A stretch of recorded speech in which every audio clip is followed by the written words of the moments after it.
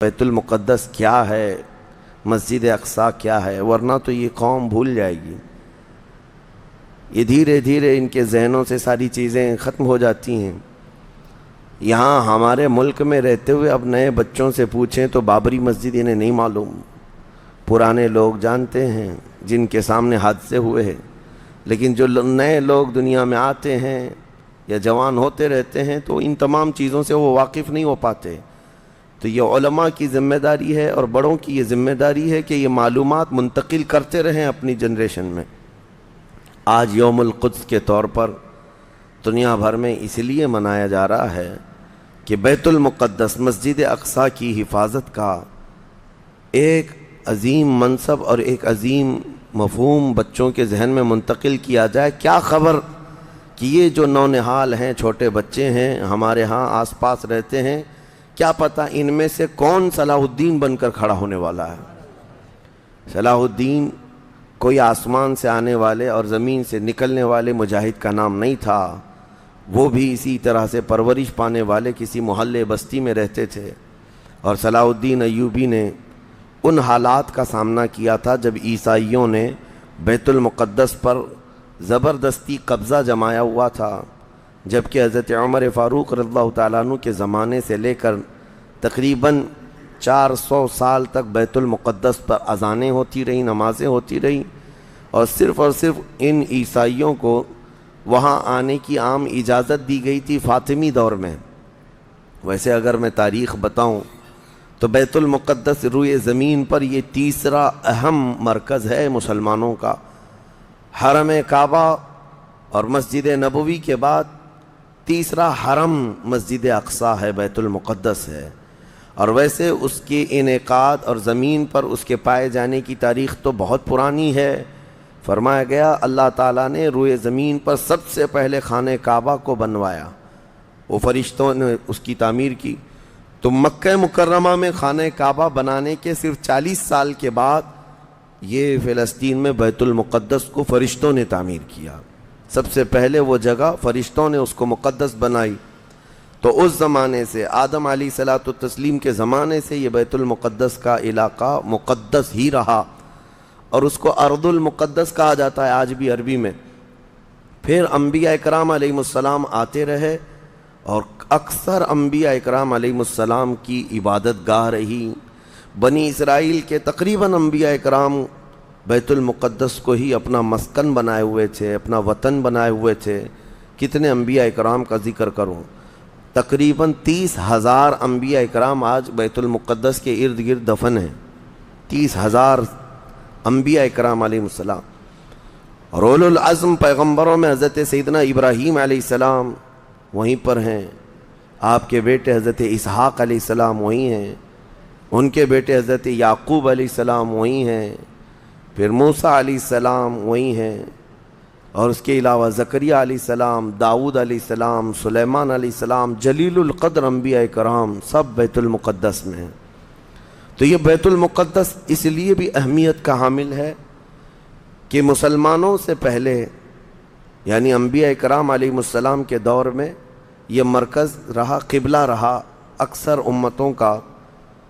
تو یہودی جو ہے چونکہ ان انبیاء کرام کے فالوورز میں آتے ہیں، حضرت ابراہیم علیہ السلام کے، حضرت اسحاق اور حضرت یعقوب علیہ السلام کے، تو ان کے لیے بھی یہ مقدس تھا۔ اور پھر مزے کی بات یہ ہے کہ حضرت بی بی مریم کی ساری تربیت جو ہے بیت المقدس کے اندر ہوئی، جیسے کہ آپ نے تفسیر میں سماعت کیا ہوگا۔ اور پھر جب وہ جوان ہوئی تو حضرت عیسیٰ علیہ السلام کی ولادت بھی بیت المقدس سے قریب میں ہوئی ہے۔ حضرت عیسیٰ علیہ السلام پیدا وہاں ہوئے، اور حضرت عیسیٰ علیہ السلام نے بھی تبلیغ کا مرکز اسی کو بنایا، بیت المقدس کو بنایا۔ تو دنیا کے پرانے مذاہب میں، پرانے دین میں یہودیت جو ہے ان کے لیے بھی وہ مقدس ہے، عیسائی جو ہیں ان کے لیے بھی وہ مقدس ہے، پھر اسلام کے لیے اس لیے بھی مقدس ہے کہ اصل ابراہیم علیہ السلام کے دین پر اب نہ یہودی باقی رہے نہ عیسائی باقی رہے، بلکہ صرف مسلمان باقی رہے، کیونکہ ابراہیم علیہ السلام نے شرک اور کفر کی تعلیم نہیں دی تھی، وہ تنہا اللہ رب العزت کے موحد تھے، اللہ کی وحدانیت انہوں نے اس وقت پھیلائی، اور اس دین پر آج کوئی قائم ہے تو وہ مسلمان ہے۔ تو انبیاء اکرام علیہ السلام کے وارثین بھی یہ امت محمدیہ ہیں پچھلے انبیاء کے. اور اس کے علاوہ ایک عظمت والی چیز یہ ہے کہ جب میرے آقا صلی اللہ تعالیٰ علیہ وسلم اعلان نبوت فرمائے اور تقریباً نمازیں فرض ہوئیں تو نمازوں میں بھی تقریباً 17 مہینے تک حضور صلی اللہ علیہ وسلم اور صحابہ نے بیت المقدس کی طرف منہ کر کے نمازیں ادا کیں. اس اعتبار سے ہمارا پہلا قبلہ وہی ہے، پہلا قبلہ جس کو قبلہ اول کہا گیا ہے. پھر حضور کی خواہش پر قبلہ بدل دیا گیا، خانہ کعبہ قبلہ ہو گیا ہمارا. اور ایک بڑی اہمیت اس بیت المقدس کی یہ بھی ہے کہ جب نبی اکرم صلی اللہ تعالیٰ علیہ وسلم معراج کی شب تشریف لے جا رہے تھے رب ذوالجلال کی ملاقات کے لیے، تو جبرائیل امین کے نے براق کی سواری کو حرم سے لے کر سب سے پہلے جہاں پر اتارا تھا وہ بیت المقدس ہے. بیت المقدس جہاں پر آج بھی وہ جگہ باقی ہے جہاں رسول کریم صلی اللہ تعالیٰ علیہ وسلم کی سواری براق کو باندھا گیا تھا، اور حضور نے اندر جا کر 1,24,000 کم و بیش نبیوں کو حضور نے امامت فرمائی تھی. یہ وہ بیت المقدس ہے جہاں سارے نبیوں نے میرے نبی کا خطبہ پڑھا تھا معراج کی شب. اور اس کے بعد رسول اقدس صلی اللہ تعالیٰ علیہ وسلم وہاں سے آسمانوں کا سفر کیے. تو بیت المقدس مسلمانوں کے لیے اس لیے بھی اہم ہے کہ میرے آقا کی امامت گاہ بھی ہے اور ہمارا قبلہ بھی ہے. اب یہ زمانے میں چلتا رہا، جب حضور اکرم صلی اللہ تعالیٰ علیہ وسلم کا دور تھا ظاہری زندگی کا، اس وقت بیت المقدس پر عیسائیوں کا ہی قبضہ تھا. ہم یہ بتاتے ہیں عیسائیوں کا، لیکن عیسائیوں نے کہاں سے قبضہ کیا تھا؟ وہ تو یہودیوں سے حاصل کیا تھا. یہودیوں کو مارتے تھے، اتنی خطرناک جنگیں ہوتی تھیں عیسائیوں میں اور یہودیوں میں کہ بیت المقدس میں خون خرابہ یہ آج کی تاریخ نہیں ہے، بہت پرانی تاریخ ہے. ٹائٹس نام کا ایک عیسائی بادشاہ جس نے پورے بیت المقدس کی اینٹ سے اینٹ بجا دی تھی، اور اس نے جتنے یہودی وہاں پر آباد تھے سب کو قتل کروا دیا تھا. پھر عیسائیوں کا قبضہ ہوا تھا. کتنے بڑے بڑے عیسائی بادشاہ آئے اور انہوں نے وہاں پر سوائے ظلم کے اور کچھ نہیں کیا بیت المقدس میں. یہ تو ان کی تاریخ چلتی تھی عیسائیوں کی، یہودیوں کی. یہودیوں سے کئی مرتبہ بیت المقدس لے لیا گیا اور عیسائی جھنڈا وہاں لہرایا گیا. کئی 100 سال تک عیسائیوں نے یہودیوں کا داخلہ بھی بند کر رکھا تھا کہ کوئی یہودی پھٹکنے بھی نہ پائے. بیت المقدس تو چھوڑیں، یروشلم میں فلسطین میں کسی یہودی کی انٹری نہیں تھی. عیسائیوں کا جب غلبہ تھا تو یہ کئی زمانے تک چلتا رہا. اصل یہاں پر کیا تھا وہ میں آپ کو بتا دوں. یہ بیت المقدس کا مسئلہ آپ کو سمجھنا اس لیے بھی ضروری ہے کہ آج پوری دنیا میں یہ ایک سب سے بڑا ایشو کیوں ہے. اس کی بنیاد یہ ہے کہ حضرت آدم علیہ السلام کے بعد سے وہ جگہ مقدس تھی، فرشتوں کی تعمیر کی ہوئی. لیکن جب حضرت داؤد علیہ السلام تشریف لائے تو آپ نے، چونکہ آپ کی حکومت تھی اس وقت، آپ بادشاہ تھے، آپ نے ایک مسجد تعمیر کرنے کا حکم دیا. لیکن آپ کے زمانے میں وہ کام نہ ہو سکا تو اپنے بیٹے حضرت سلیمان علیہ السلام کو انہوں نے حکم دیا. سلیمان علیہ السلام بادشاہ بھی ہوئے اور داؤد علیہ السلام کی کرسی پر بھی فائز ہوئے، اور وہ نبی بھی تھے، رسول بھی تھے، امت بھی تھی آپ کی. اور سلیمان علیہ السلام کو تو اللہ تعالیٰ نے ایسی طاقت دی تھی کہ وہ ہواؤں پر بھی حکومت کرتے اور جنات پر بھی حکومت کرتے. تو سلیمان علیہ السلام نے کام شروع کیا. یہ وہ جگہ تھی جہاں موسیٰ علیہ السلام عبادت کیا کرتے تھے. اس جگہ پر سلیمان علیہ السلام نے ایک مسجد بنانے کا حکم دیا اور یہ جنات بنانا شروع کرتے ہیں. اس کا ذکر قرآن پاک میں بھی موجود ہے. حضرت سلیمان علیہ السلام نے جب پورا ڈیزائن دیا کہ اس طرح سے بننا ہے تو پھر جنات تعمیر کرتے رہے اور جنات اتنا خوف کھاتے تھے سلیمان علیہ السلام سے کہ وہ ایک لمحہ بھی حضرت سلیمان علیہ السلام سے غافل نہیں ہوتے یا حکم عدولی نہیں کرتے. ہوا یہ کہ کام ابھی کمپلیٹ نہیں ہوا تھا کہ سلیمان علیہ السلام کا انتقال ہوا تو جنات بھاگ جاتے. لیکن اللہ کی مصلحت، حضرت سلیمان علیہ السلام لکڑی لے کر یوں کھڑے رہتے تھے، اپنا عصا لے کر کے کھڑے رہتے تھے اور کام دیکھتے رہتے تھے. جب تک سلیمان علیہ السلام کھڑے ہیں تیزی سے جنات بڑے بڑے پتھر لاتے تعمیر کرتے رہتے تھے. انتقال ہوا سلیمان علیہ السلام کا اور آپ ایسے ہی کھڑے رہ گئے، آپ کے کھڑے کھڑے وفات ہوئی ہے۔ اور اس طرح سلیمان علیہ السلام کی وفات کو سالوں گزر گئے لیکن آپ وہاں سے ہٹے نہیں، کیونکہ کام چل رہا تھا۔ قرآن میں ہے، اللہ تعالیٰ فرماتا ہے جب لکڑی کو دیمک کھا گئی، کتنے سال گزر گئے ہوں گے، حضرت سلیمان علیہ السلام یوں ہی کھڑے تھے۔ ارے عام دوسرے لوگوں کی موت تو چھوڑو، نیند میں کھڑا ہو کر کے دکھائے، وہ اللہ کے نبی تھے کہ انتقال کے بعد بھی وہ کھڑے رہے۔ روایتوں میں کئی سالوں تک، دسیوں سالوں تک آپ کھڑے رہے، اور اس کے بعد دیمک کھا گئی لکڑی کو تو لکڑی ٹوٹ گئی، تب سلیمان علیہ السلام زمین پر آ گرے۔ جنات اسی وقت جان گئے کہ یہ تو انتقال کر گئے، تب تک بیت المقدس کا کام کمپلیٹ ہو گیا تھا، جنات بھاگ گئے سب۔ یہ تعمیر، اس کو اصل میں بیت المقدس نہیں کہا جاتا تھا اس وقت، یہ ہیکل سلیمانی، یہ یہودیوں کے عقیدے کے اعتبار سے فرسٹ ٹیمپل ہے، پہلا مندر یا پہلی مسجد جو بھی ہے مقدس تھی۔ یہ ہیکل سلیمانی جو سلیمان علیہ السلام نے جنات سے بنایا تھا، اور سلیمان علیہ السلام کی کرسی جہاں لگتی تھی اس وقت حضرت سلیمان علیہ السلام نے جنات اور سرکش لوگوں سے اور جادوگر لوگوں سے سب چیزیں جادو کی چھین کر اپنی کرسی کے نیچے دفن کر دیا تھا، سب ختم کیا تھا کہ کوئی جادو ٹونا یہ سب چیزیں نہ ہوں، کیونکہ یہودی جادو کے پیچھے بہت بھاگتے تھے، صرف جادو میں ہی دن رات۔ آپ نے سب دفن کیا، اور اس کے بعد آپ کے انتقال کے بعد سالوں بیتے اور اسی طرح سے رہے۔ لیکن پھر یہ ہیکل سلیمانی کو ایک بادشاہ آیا جو عراق کا رہنے والا تھا، اس کی یہودیوں سے دشمنی تھی، اس نے ایسا حملہ کیا کہ پورے ہیکل کو توڑ ڈالا، یعنی جو جنات کا بنایا ہوا تھا اس کو مکمل طور سے مسمار کر دیا، ایک دیوار باقی رہ گئی، ایک دیوار باقی رہ گئی، جہاں جا کر کے آج یہ یہودی روتے ہیں، دیوار گریا اس کو کہتے ہیں، وہ اس زمانے کی ایک باقی رہ گئی، باقی پورا ہیکل گرا دیا۔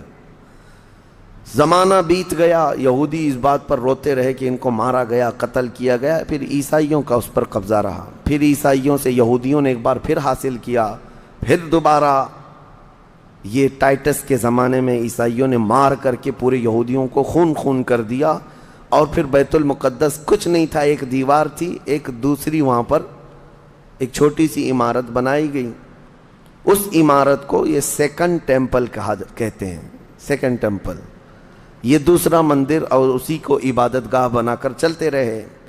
زمانہ بیتا، یہاں تک کہ حضور صلی اللہ تعالیٰ علیہ وسلم کی نبوت کا اعلان ہوا، پھر اس کے بعد 23 سال گزرے، پھر آپ کی وفات کے بعد صدیق اکبر کا زمانہ آیا، پھر سیدنا عمر فاروق کا زمانہ آیا۔ تقریباً یہ 26-28 ہجری کی بات ہے، حضرت عمر کے دور میں۔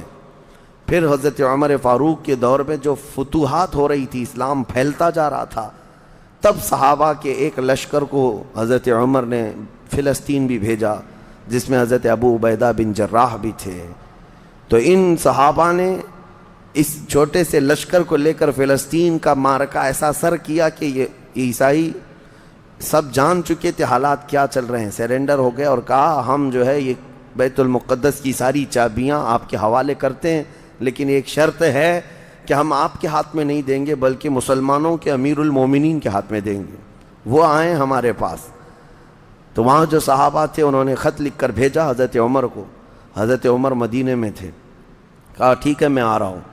قبلہ اول مسلمانوں کے ہاتھ میں تھا، بیت المقدس آ رہا تھا، سیدنا عمر فاروق مدینے سے چل پڑے، ایک غلام کے ساتھ نکلیں اور ایک سواری ہے، ایک خچر ہے، اور دونوں بھی کس انداز سے جا رہے ہیں، ایسا امیر المومنین جس کے رعب سے قیصر و کسریٰ کانپتے تھے، لڑائی کی کسی کے اندر مجال نہیں تھی، وہ ایک خچر کے سواری پر اتنا لمبا سفر طے کر رہے ہیں، وہ بھی غلام سے یہ طے کر رکھا ہے 1 میل میں بیٹھوں گا، 1 میل تو بیٹھنا، ہاں تو رسی پکڑ کے چلے گا 1 میل تک، اور اس کے بعد جب تو بیٹھے گا تو میں رسی پکڑ کے چلوں گا 1 میل تک، اس طرح سے تو سفر طے کیا۔ جب فلسطین پہنچ رہے تھے اور اس وقت لوگوں میں خبر تھی کہ امیر المومنین آ رہے ہیں، تو لوگ دیکھنے کے لیے شہر سے بھاگے بھاگے باہر آئے، اتفاق ایسا کہ اس وقت خچر گھوڑے پر بیٹھنے کی باری غلام کی تھی اور نکیل رسی حضرت عمر کے ہاتھ میں تھی. دوڑے ہوئے لوگ آئے جو نہیں پہچانتے تھے. عیسائیوں نے امیر المومنین کہہ کر اس غلام کا استقبال کیا کہ تشریف لائیں. تب جو صحابہ تھے وہاں پر انہوں نے پکار کر کہا نادانو وہ امیر المومنین نہیں، رسی پکڑا ہوا امیر المومنین ہے، یہ امیر المومنین ہے. پہلی مرتبہ ان اعلیٰ اخلاق و کردار کو عیسائیوں نے دیکھا تھا کہ وقت کا خلیفہ کوئی گھوڑے کی رسی پکڑ کر کے بھی چلتا ہے. تو بہت متاثر ہوئے اور اس کے بعد بنا کسی جنگ کے حضرت عمر فاروق رضی اللہ تعالیٰ عنہ بیت المقدس میں داخل ہوئے اور ان عیسائیوں نے جو کچھ بھی وہاں پر کیا تھا اس کو نکالا. پھر حضرت عمر فاروق رضی اللہ تعالیٰ عنہ نے پہلی اذان دینے کا حکم فرمایا. وہ ظہر کی اذان تھی، آپ نے وہاں پر نماز پڑھائی. پھر اس کے بعد یہ سلسلہ چلتا رہا. اب اس میں تفصیل ہے. عیسائیوں کو اسی طرح ہم بھی بھگاتے، مسلمان بھی بھگاتے جیسے یہ یہودیوں کو بھگاتے تھے. تو انہیں آج بولنا چاہیے تھا کہ مسلمانوں نے زبردستی قبضہ کیا. حضرت عمر فاروق کا عام اعلان تھا کہ جو یہاں پر رہنا چاہے اس کے لیے کھلی آزادی. حتیٰ کہ عیسائیوں کا چرچ بھی تھا پرانا. حضرت عمر نے کہا اس کو توڑا نہ جائے، اس میں عبادت جو ہوتی ہے ان کو اپنی عبادت کرنے دیا جائے. حضرت عمر چاہتے تو اینٹ سے اینٹ بجا دیتے، نکال کر صاف کر دیتے، لیکن آپ نے کھلی اجازت دی. اور عیسائی ویسے ہی باقی رہے. 400 سال تک یہ سلسلہ چلتا رہا. پھر فاطمی دور آیا، یعنی بنو عباس کی خلافت ختم ہوئی. فاطمیوں کا غلغلہ تھا، انہوں نے خلافت سنبھالی لیکن وہ مضبوط نہیں تھے. کمزور خلیفہ آئے جس کی وجہ سے صلیبی طاقتیں جتنی بھی تھیں سب آ کر کے اس خلیفہ پر قبضہ جما لیا اور بیت المقدس میں اجازت پہلے مانگ لی کہ ہمیں آنے جانے کی اجازت دی جائے. جب آنے جانے کی اجازت مل گئی تو پورے علاقے پر زبردستی غاصب قبضہ کر کے وہاں سے سارے مسلمانوں کو ختم کر دیا. بہت مسلمانوں کا قتل کیا. فلسطین کی سرزمین یہودیوں کے قتل سے بھی بھری ہے، مسلمانوں کے قتل سے بھی بھری ہے. اور یہودیوں نے عیسائیوں کا بھی قتل کیا ہے، لیکن مسلمانوں کا قتل عام کر کے یہ زبردستی فائز ہوئے ہیں. کس پہ؟ بیت المقدس پر. یہ قبضہ جو ہے 87 ایئرز تک چلتا رہا، 87 سال تک. یہ اس وقت کا المیہ تھا کہ مسلمان خلیفے تھے، گورنر تھے، بہت سارے حکمران تھے، رونا روتے تھے لیکن کوئی آگے بڑھنے کو تیار نہیں تھا. کردستان کا ایک شہزادہ صلاح الدین ایوبی جو نور الدین زنگی کے شاگرد تھے اور ان کی فوج کے سپاہی تھے، ان کو یہ روزانہ خبریں تھی کہ بیت المقدس میں سب کچھ اجاڑ دیا گیا ہے، مسلمانوں کی اذان بند ہے، وہاں نہ جمعہ کا خطبہ ہو سکتا ہے نہ ہی عبادت کے لیے وہاں پر نماز پڑھی جا سکتی ہے. ایک دن گزر رہے تھے، انہوں نے ایک لکڑی کا ممبر بنوایا اور پھر عزم کر لیا کہ یہ ممبر میں بیت المقدس میں رکھ کر کے رہوں گا اور اس سے خطبہ دیا جائے گا. وہ ان کا عزم تھا اور اس پر لے کر کے چلتے رہے. تقریباً آپ نے 17 جنگیں لڑی ہیں، 17 جنگیں لڑی. اور صلاح الدین ایوبی کو جو درپیش مسائل تھے وہ کہا گیا ہے کہ پہلے تو انہوں نے جو روڈ میپ بنایا تھا اس حساب سے ان کو 2 سال کے اندر یہ جنگوں میں فتح کر لینا تھا. 2 سے 4 سال کے اندر ان کے دماغ میں یہ تھا کہ بیت المقدس کو میں حاصل کر لوں گا. لیکن فرماتے ہیں کہ اپنوں کی مخالفت اتنی تھی، جگہ جگہ سے کوئی مسلمان بیٹھا ہوا ہے، نواب بیٹھا ہے، کہیں کوئی کسی چھوٹے علاقے کا خلیفہ، کوئی گورنر، سب پکڑ پکڑ کر کے ان کی ٹانگ کھینچیں، ان کے فوجیوں میں ورغلائیں اور الگ الگ وسوسے ڈالیں، جس کی وجہ سے پہلے اپنوں سے بھڑتے بھڑتے آپ کو 18 سال لگ گئے. بیت المقدس پھر پہنچے، صلیبیوں سے معرکہ آرائیاں ہوتی رہیں. پھر وہ 87 سال کے بعد صلاح الدین ایوبی نے دوبارہ بیت المقدس کو ان عیسائیوں سے پاک کیا اور آپ نے وہ ممبر وہاں پر لگایا اور تاریخی خطبہ عطا کیا تھا. اس کے بعد وہ بیمار ہو گئے صلاح الدین ایوبی رحمۃ اللہ تعالیٰ علیہ. 17 جنگیں جس نے لڑیں اور عیسائی آج بھی صلاح الدین کے نام سے ڈرتے ہیں اور بہت سارے تعریف بھی کرتے ہیں کہ ایسا جرنیل ہم نے دیکھا ہی نہیں دنیا میں صلاح الدین ایوبی کی طرح. وہ خون کا پیاسا نہیں تھا, وہ امن کا پیاسا تھا. کتنے تو قیدی ایسے آتے تھے جن کو وہ صرف ایگریمنٹ کر کے آزاد کر دیتا. عیسائی اس بات پر آج بھی اقرار کرتے ہیں کہ جنگوں میں قید جو ہونے والے کو کوئی چھوڑتا نہیں ہے, لیکن صلاح الدین ایوبی ایک نہیں لاکھوں لوگوں کو آزاد کیا ہے. ہزار بھی نہیں, لاکھوں لوگوں کو آزاد کیا ہے. صلاح الدین ایوبی رحمۃ اللہ تعالی علیہ, اللہ ان کی تربت پر کروڑوں رحمتیں نازل فرمائے. حیرت کی بات یہ ہے کہ ان کا آخری وقت آیا تو رونے لگے, بستر پر رو رہے تھے. لوگوں نے پوچھا کہ کیا بات ہے؟ صلاح الدین ایوبی کہتے ہیں میں نے منت مانگی تھی اللہ سے کہ اے اللہ بیت المقدس فتح ہو جائے تو میں حج پہ جاؤں گا.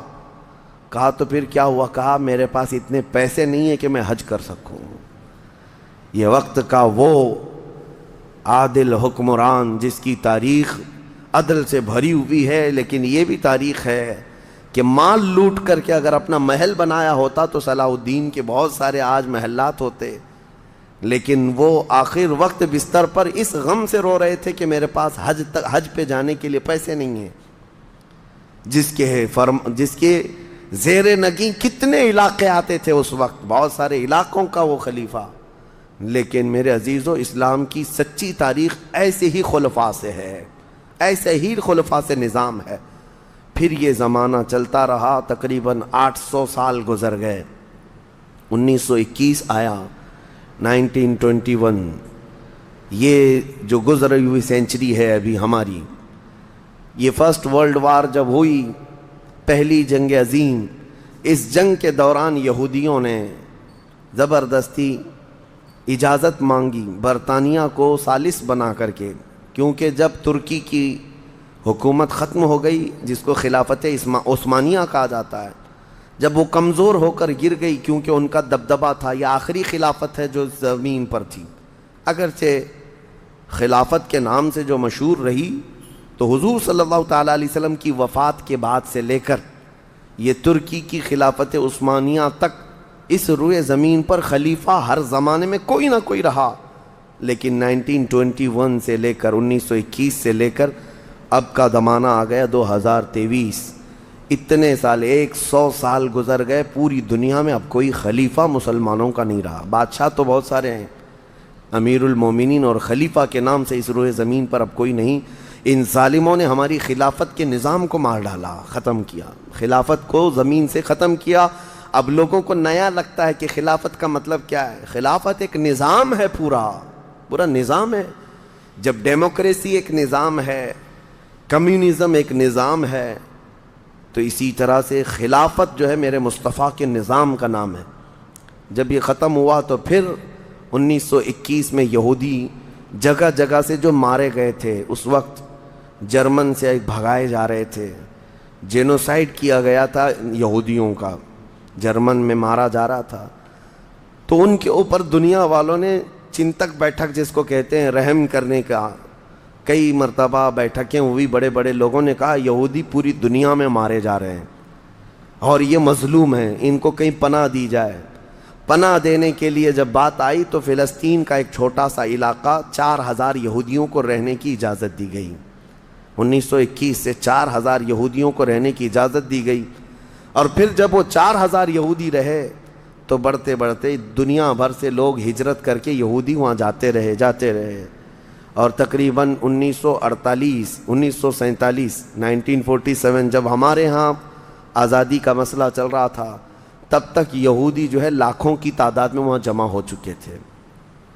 اور جمع ہو کر کے ان لوگوں نے, اور اسی وقت ہٹلر کا دور بھی ختم ہوا تھا اور ہٹلر نے ان کو بہت مارا تھا, جس کو ہولوکاسٹ کہا جاتا ہے, اور بہت زیادہ ظلم کیا تھا. تو یہ سب بھاگ کر کے فلسطین میں جمع ہوئے اور پھر ایک ایگریمنٹ سائن کروا لیا گیا دنیا کی بڑی بڑی طاقتوں سے کہ یہ اسرائیل ایک کنٹری ہے.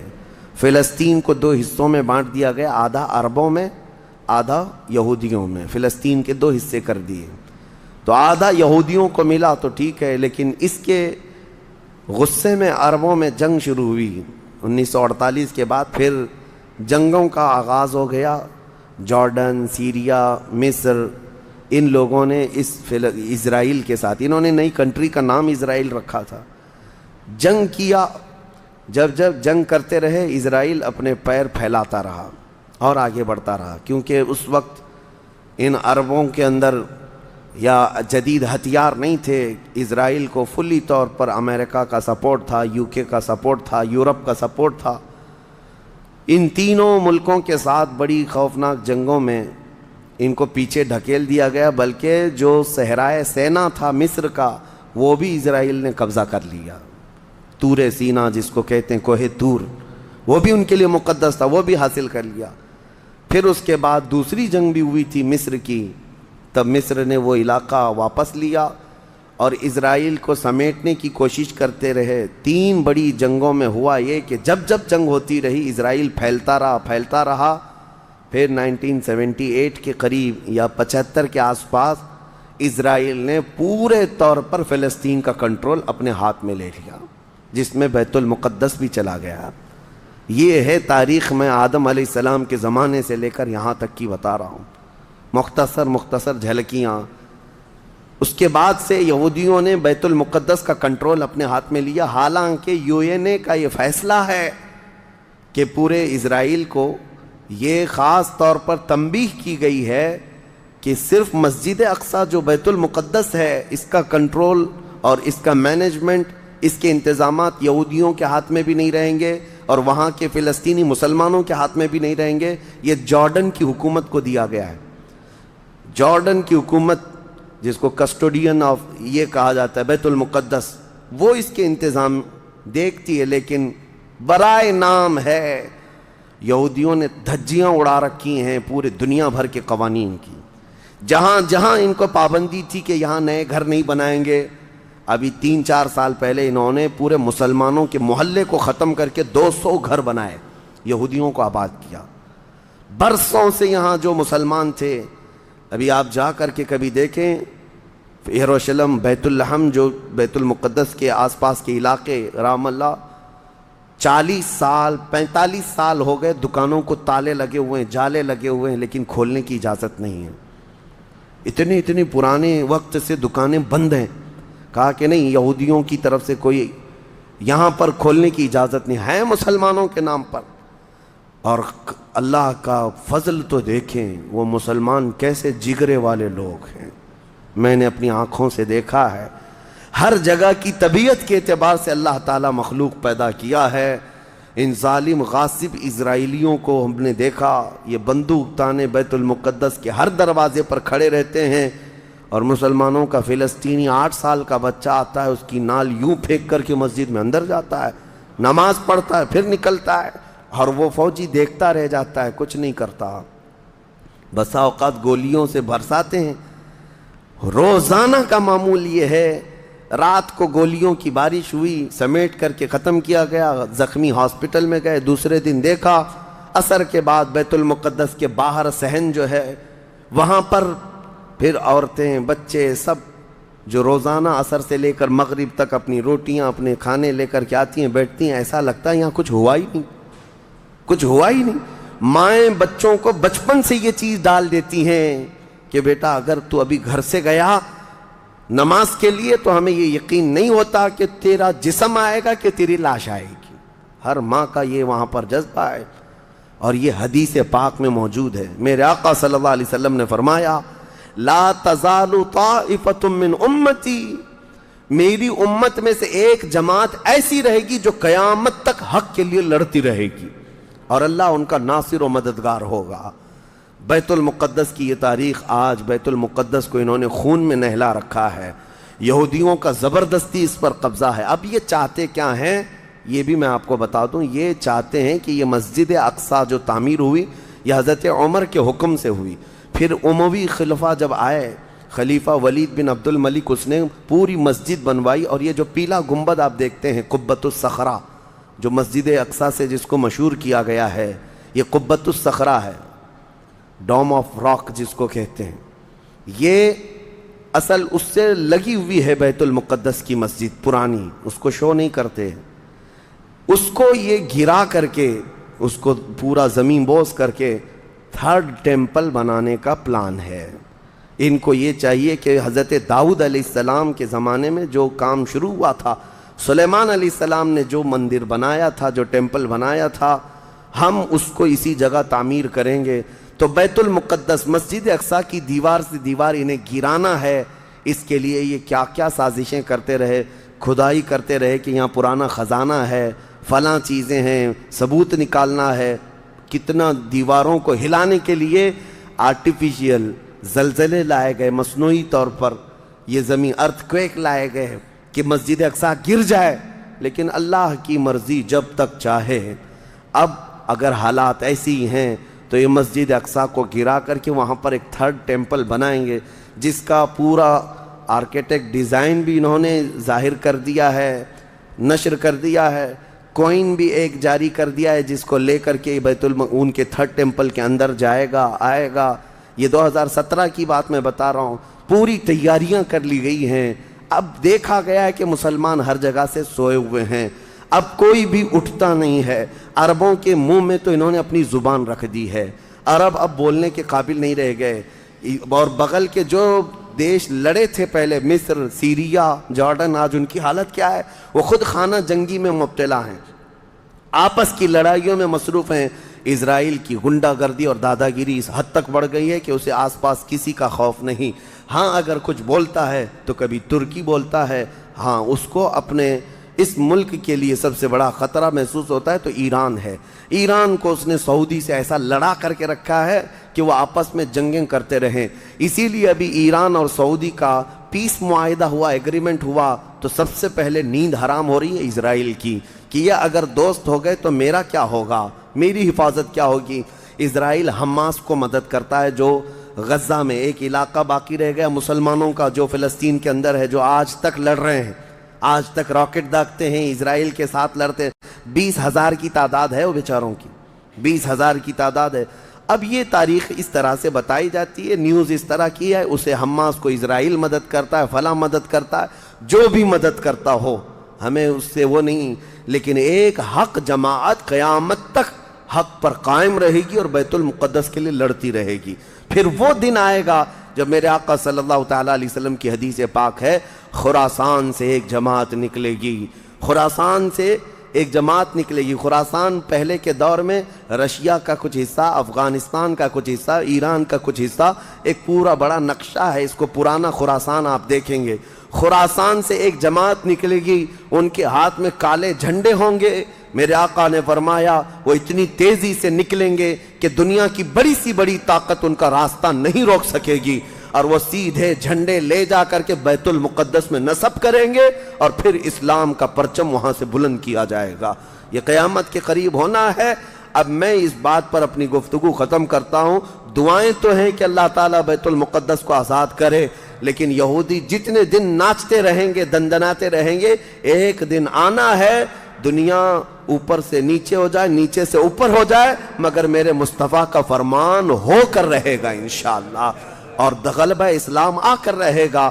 آج یوم القدس کے طور پر پوری دنیا میں یہ بات منائی جا رہی ہے۔ میں بچوں میں یہ انفارمیشن نقل کرنا چاہتا ہوں کہ بچوں یاد رکھو ہمارا بیت المقدس سے کیا رشتہ ہے، ہمارا کیا تعلق ہے، اور ہمارے لیے وہ کتنی عظمت والی جگہ ہے۔